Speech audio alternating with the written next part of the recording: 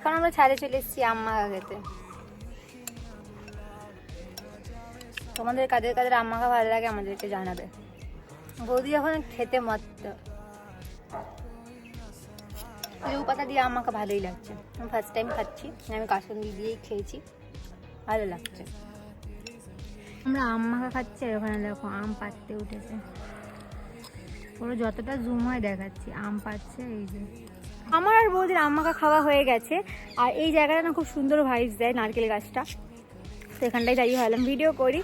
তো আম মাখা খাওয়া হয়ে গেছে, বৌদি চলে গেছে নিচে, আমি ছাদেই আছি। আর গরমে এসে ছাদে আম মাখা খেয়েছি।